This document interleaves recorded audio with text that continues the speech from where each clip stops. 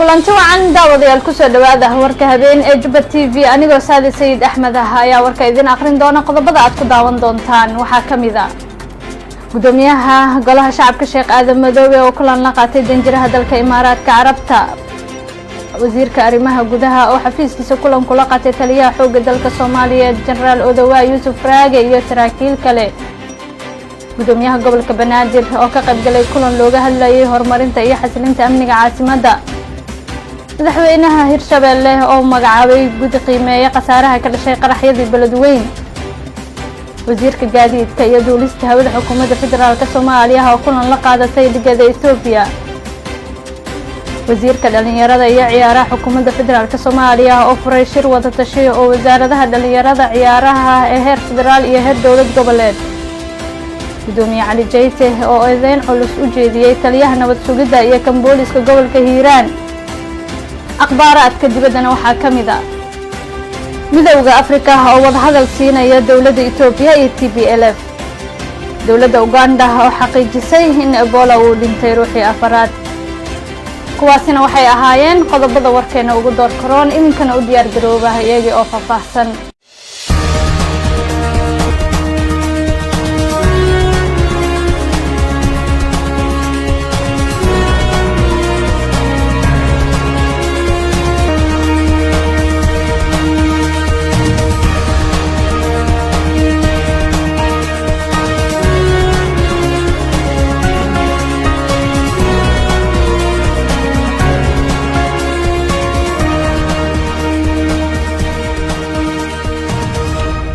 markale isku soo noqdo wanaagsan daawadayaal gudoomiyaha golaha shacabka Sheekh Aadan Maxamed Nuur Aadan Madoobe ayaa kulan la qaatay danjiraha Imaaraadka Carabta faafahinta warkaasi waxa inoo haya wariyahayaga Cabdifataax Xasan Durdur gudoomiyaha golaha shacabka ee baarlamaanka Jamhuuriyadda Federaalka ee Soomaaliya Sheekh Aadan Maxamed Nuur Madoobe ayaa xafiiskiisa ku qaabilay safiirka dalka Imaaraadka Carabta ee u jooga Soomaaliya danjiraha ayaa gudoomiyaha la wadaagay in dawladda isutaga Imaaraadka Carabta ay diyaar u tahay ka qayb qaadashada gargaarka dadka ay saameysay abaaraha ka jira dalkeena isla markaana golaha shacabka ee baarlamaanka Jamhuuriyadda Federaalka ee Soomaaliya kala shaqeyn doonaan horumarinta howlwadeennada gudoomiyaha Sheekh Aadan Madoobe ayaa bogaadiyay shacabka iyo dawladda Imaaraadka Carabta sida ay u garab taagan yihiin shacabka Soomaaliyeed isagoo sheegay in la xoojin doono xiriirka labada baarlamaan ee Imaaraadka iyo Soomaaliya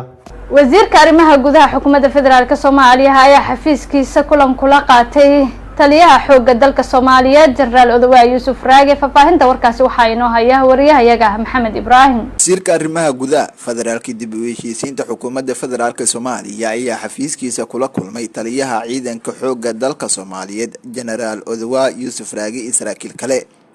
kulanka ayaa xoogga lagu saaray howlgallada ka socda qaybo kamid ah gobolada dalka ka jawaabista abaaraha u gargaaridda dadka deegaanada ay la wareegtay dawladda baahinta maamulada iyo adeegyada bulshada xasilinta guud ahaan iyo arrimo kale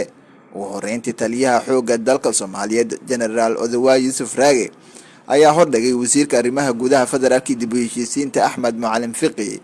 baahiyaha ay ku arkeen deegaanada ay ciidanka xoogga dalka qabsadeen aragtidooda la xiriirta sida ay dadkaasi loo caawin karo iyo xasilinta isaga oo soo qaatay qorshaha ciidanka xoogga dalka ee ku aadan gargaaridda deegaanada kala duwan ee ku yaala Puntland, Galmudug, Hirshabelle, Koonfur Galbeed iyo Jubbaland dankiisa wasiirka arrimaha gudaha federaalka dib u heshiisiinta Soomaaliya Axmed Macalin Fiqi ayaa ugu horeyntii ciidamada xoogga dalka ku amaanay howlgallada ciidamada ay ka wadaan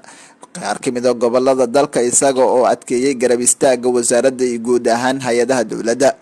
wasiirka arrimaha gudaha federaalka dib u heshiisiinta waxa uu kulanka ka sheegay in wasaaradda oo kaashanaysa hay'adaha gargaarka ay meeleeyeen isla markaana ay diyaariyeen qodista cilal biyood raashin qaybin degdeg ah sameynta iskuulo isbitaallo cusub oo leh dhaqaatiir iyo daawo iyo baahiyaha kale ee ka jira deegaanada ay la wareegtay dawladda Soomaaliya gudoomiyaha gobolka Banaadir ayaa ka qayb galay kulan looga hadlayay horumarinta iyo xasilinta amniga caasimadda faafahinta warkaasi waxa inoo haya wariyahayaga Cabdifataax Xasan Durdur gudoomiyaha gobolka Banaadir ahna duqa magaalada Muqdisho Yuusuf Xuseen Jimcaale ayaa ka qayb galay kulan weyne looga hadlayay doorka bulshada ee ay ka qaadan karaan horumarinta iyo xasilinta amniga caasimadda dalka ee Muqdisho taasi oo ay soo qaban qaabisay wasaaradda amniga gudaha ee dawladda federaalka ee Soomaaliya kulanka ayaa diiradda lagu saaray sidii amni darada caasimadda looga hortagi lahaa isla markaana bulshada ku dhaqan magaalada Muqdisho ay qayb uga noqon lahaayeen sugidda amniga caasimadda. Gudoomiyaha gobolka Banaadir oo kulanka ka hadlay ayaa ku dheeraaday muhiimadda ay leedahay in amniga iyo horumarka caasimadda loo daadajiyo bulshada, isagoona ku booriyay culimada, odayaasha dhaqanka, dhalinyarada, haweenka iyo qaybaha kala gedisan ee bulshada ku dhaqan magaalada Muqdisho ay qayb ka qaataan doorka xasilinta iyo horumarinta caasimadda dalka ee magaalada Muqdisho. Marka doorka bulshadu waa cad yahay, laakiin bulshadu ma soo jeedaa mise uma soo jeedo waa calaamad su-aal na dul saaran. Sababta kulankan keentana waxay tahay dareen ah in bulshadu doorkooda uu maqan yahay, dareen ah inuu jiro ayaa meesha yimiday. Bulshadu sideedaba waa oday, waa hooyo, waa wiil, waa gabar, intaasun baa laga kooban yahay, iyo asnaaf kala duwan oo isugu jirto anwaacda kala duwan ee bulshadu ay ka kooban tahay, ee culummo leh,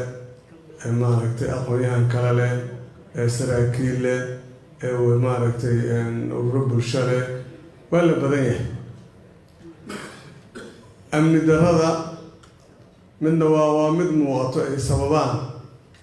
nimanka argagixisada ah ee bulshadan dhibka ku haayo ilaa muddo 15 sano hadda ku dhow, intaasna la fiirinayay. Waxaa ayagana qayb ka ah cid kastoo qoray sidato oo dadku u yaqaanaan waa asgari, markuu wax gaarsiiyo asgari ay dhaawacay, asgari ay dilay, asgari la leeyahay ee qoraga ninka sito ee indiscipliinkiisa uu liito laftirkeeda qayb ayuu ka yahay amni darada, qayb uu ka yahay. maxaa yeelay qof kastoo ku dila adiga isugu kaamid waa, ama mid argaxiso ahaado, ama midka amnigaaga loogu talagalay inuu suga ahaado, ama mid mooryaan ha ahaado. intaba waxa waaye ciddii wax ku geysato waxba isuma kaa dhaanto. marka waxaan leeyahay waxaa ayaduna qayb ka ah akhlaaq xumada iyo qiyamkii oo sii dhimanayo iyo daroogadii magaalada kusoo badanaysay ayaduna amni darada qaybay ka tahay. marka waxa aan rabno inaan la dagaalanno waa badan yihiin, hal nuuc kaliya maaha. anwaacdaas faraha badan ayaa u baahan inaan la dagaalanno. bulshadu iyo amnigu kalama maarmaan. sida jirka bini aadamka uusan u kala maarmin, ee gacanta aysan uga maarmin calooshu, oo afka uusan calooshu uga maarmin, ee ishu aysan uga maarmin sanka,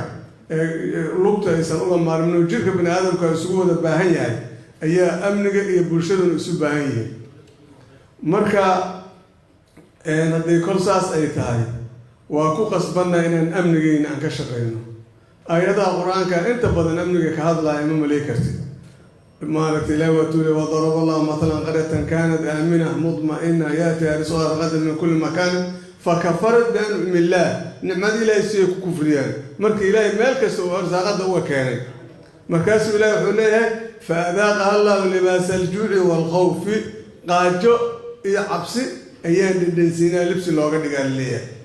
maxaa sababay? bisababi maa kaanuu yasnacuuna, waxay sameeyeen. marka waxaan kasbanay ayaa sabab u ah waxa aan maanta ku sugannahay. madaxweynaha Hirshabelle ayaa magacaabay guddi qiimeeya khasaaraha ka dhashay qaraxii Beledweyne. faahfaahinta warkaasi waxa inoo haya waryahayaga Ikraan Shiraac Cilmi.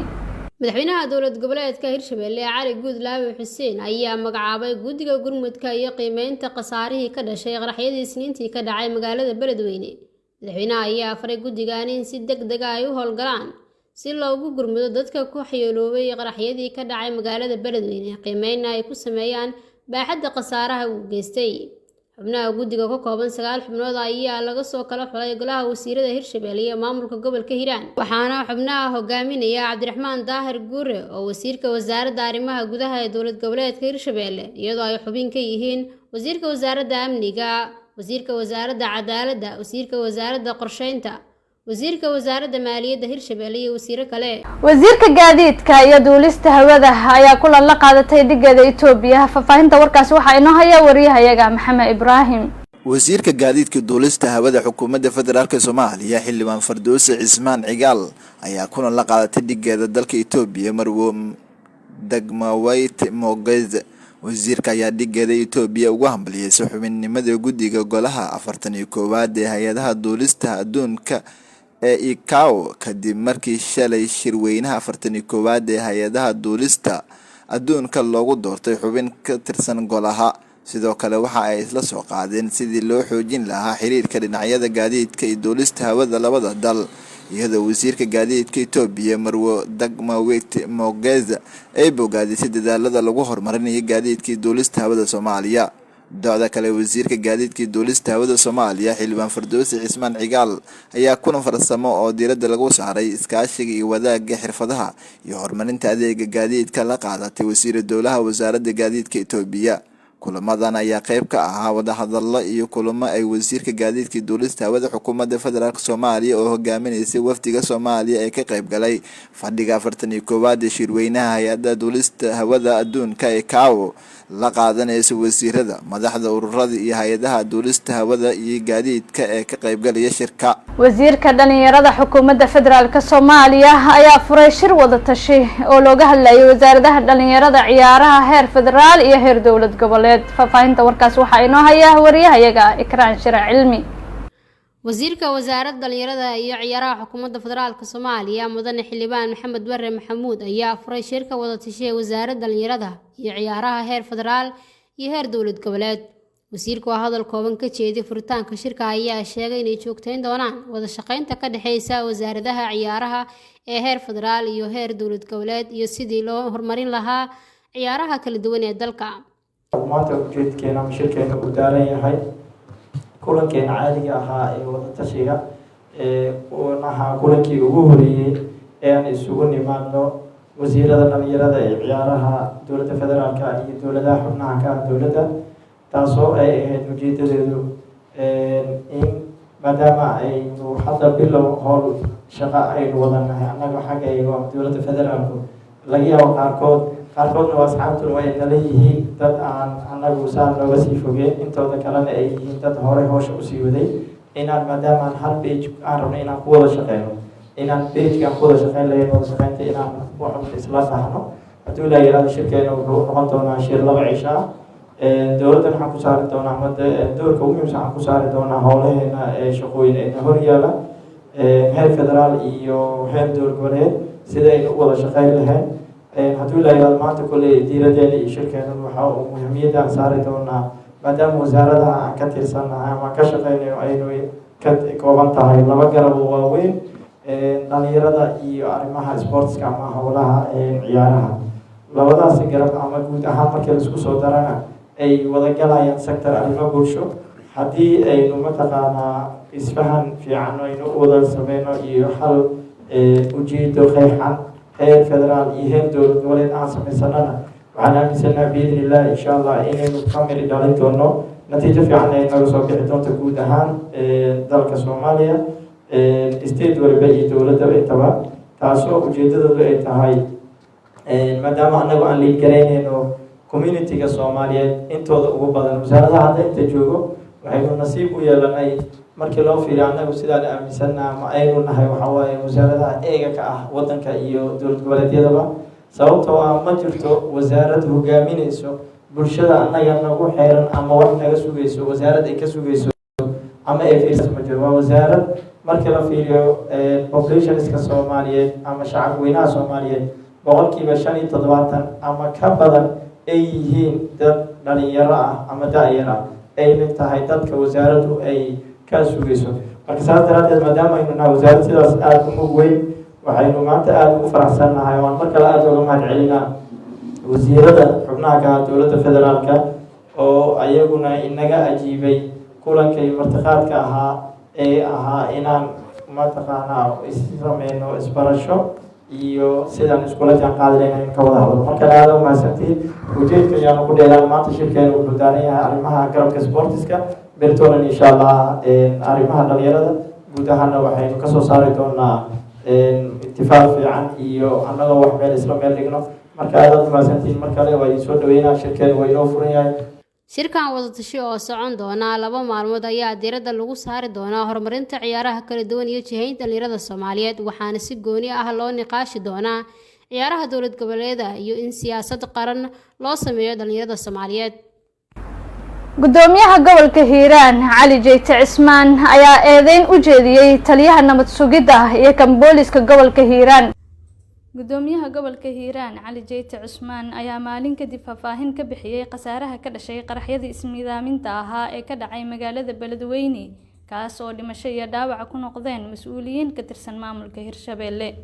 gudoomiye Jeyte waxa uu sheegay in qaraxyada ay ku dhinteen in ka badan 30 ruux oo isugu jira mas'uuliyiin iyo shacab 58 qofna ay ku dhaawacmeen kuwaas oo qaar Muqdisho la keenay qaarna Beledweyne lagu daweynayo sidoo kale qaraxyada ayaa geystay qasaare fara badan. gudoomiyaha gobolka Hiiraan Cali Jeyte Cismaan oo wajigiisa laga dheehan karay caro xooggan ayaa sheegay in dhammaan gawaaridii qaraxyada laga fuliyay ee kasoo gudbeen buundada magaalada Beledweyne sababo la xiriira dayac ka yimid dhanka hay'adaha amniga sida booliska iyo nabad sugidda. waa institution argagixisa ah waa virus ummadda dhiigeeda caadaysatay laakiin waxa la rabaa mas'uuliyaddu inay cid yeelato saddexda baabuur ee subaxii hore laba soo gudubtay midna galabtii soo gudbay saddexdu buundadaasi ka soo gudbeen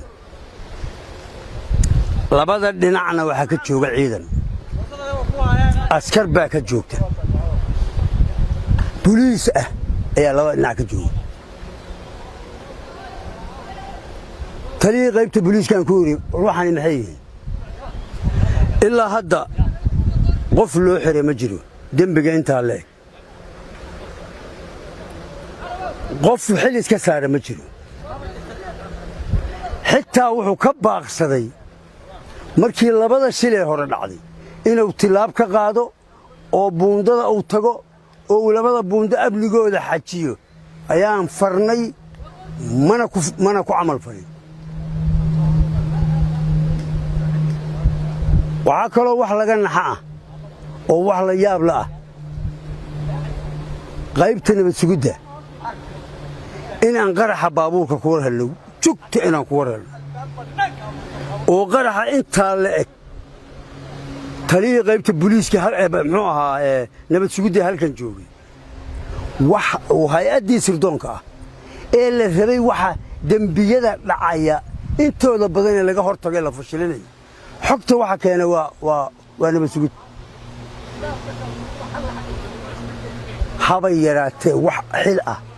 iyo wax shaqo ah askarina waa joogtaa meel askar la'aan uma jirto waxaan filayaa 90 askari miya maqaan askar inay gaaraysaan u malaynay ayaa nabad sugidaha joogta kuwana dhowr boqol oo askari waay dhowr boqol oo askari booliiska waxaan dawladda Soomaaliya ka codsanayaa labadaas sarkaal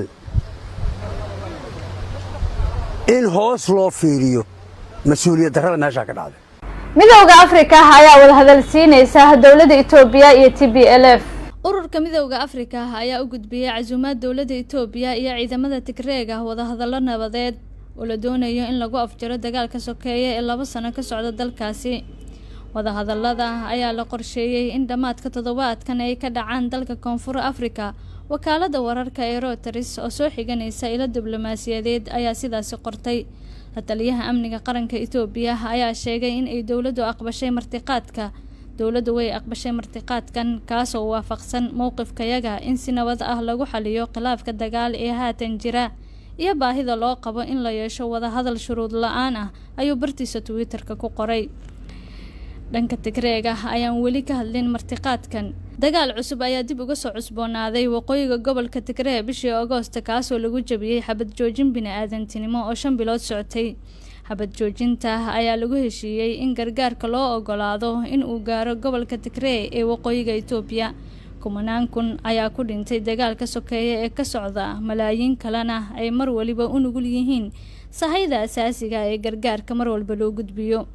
labada dhinac ayaa midba midka kale ku eedeeyay in uu mas'uul ka yahay dagaalka soo cusboonaaday. dowladda Uganda ayaa xaqiijisay in ruuxii afraad uu u geeriyooday cudurka Ebola.